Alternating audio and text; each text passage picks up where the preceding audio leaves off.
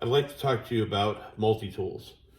Now, there's a variety of brands out there, and I'm sure there's more than a few that make these multi-tool devices. This is the one made by Ryobi, and it also operates using the Rigid brand as well. This is a Rigid tool here, and you can put a good amount of different style Dremel tools on this. And this is adjustable, or you can take it off. And this is actually made by Rigid, so it says it right there on the side.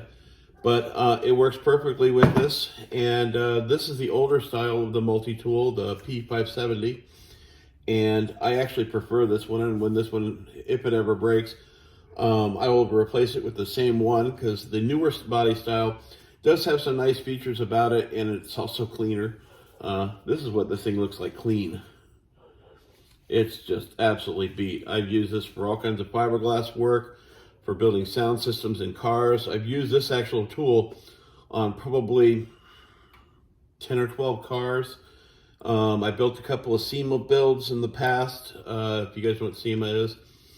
And this tool has just seen some absolute days. And it's actually gotten to the point where sometimes it'll turn on when I first put the battery on. Other times I got to bang it. It's got a light. You can see it's not working now, but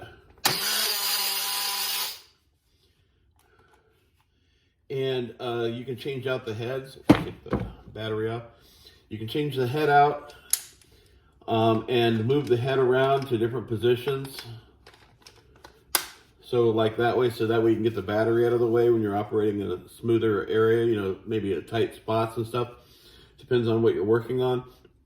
And the great thing about these heads is they actually typically won't break your skin if they hit you. It's not like it's, you know, a razor blade or a jigsaw that if it hits you, you know, you're going to the doctor or the vet, depending on what kind of animal you are. I'm a polar bear, so I'm probably going to the vet. But these actually work really well, and these were actually invented by the medical community. Great for sawing open casts. I had a cast last year. That was a lot of fun. But you can change out these heads, and you can go with a straight head like this, or the rounded head like this, or you can go with a lower profile rounding head like this as well. Then they have ones that go into short spots. And then there's the sanding pads that you can add to these. And what I do is, instead of having to take this all apart and change out that piece, I just keep an extra head. I have an extra head. I bought one. And that way I've always got one set up for sandpaper and one set up for this kind of stuff here. And then, you know, when these get worn out, and the cool thing is once this edge gets worn out here, I still have this whole other edge over here, because I can once again take this and move this around, and now it's at a different angle. So now the battery's in a different place, and so I can get, you know, I can use this side better, or vice versa. And then, you know, I can take that off. Also, it works with the Rigid tools, and so here's a Rigid Job Max piece, and you can see where it says Rigid here.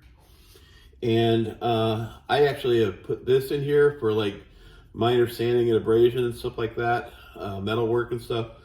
But you can also put the saw blade that's in there for cutting drywall and thin pieces of wood and stuff. I've actually cut up to 1/2 inch MDF with it.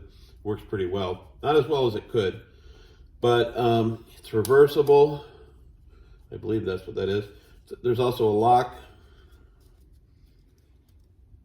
and you can adjust this down so it's totally out of the way, or you can move it up and then have that lock into place. And then once again, you can choose the angles that it's going to go on. And once it's locked on, you're good. And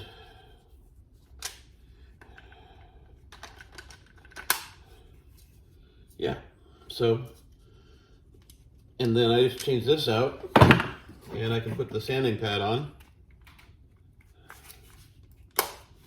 Mine's actually, the newer style ones of these, you can't change out these heads. So you have to use the P570 to get that feature. And it does have a reversible feature here as well, because some of the heads don't do that. And works very well, and I'm very, very pleased with it. It's probably one of my most used tools. I've used this on so many cars and SEMA builds, my builds as well as other people's builds. And I use it primarily for fiberglass, but I use it for wood. It cuts through MDF and hardwoods very well, especially if you've got a good blade on it. And mine's actually starting to show some wear on it, where sometimes it won't turn on. The light's coming on, that means, you know, it's getting a battery, so I have to bang it. And then it works. Once it's going, it always stays going. And it's just the trigger's kind of bad. And once this one goes bad, I'll just get another one. That's the way of things. I've actually had this one for probably 7 or 8 years. I don't know. Like I said, when it goes bad, I'll just get another one. These are really great tools. A lot of brands make these. Obviously, Rigid does. Rigid also, what originally got me interested in this is Rigid had a hammer feature for one of these, and I never could find one. And once I did, I wasn't even all that interested in it. But they also have a jigsaw feature for this.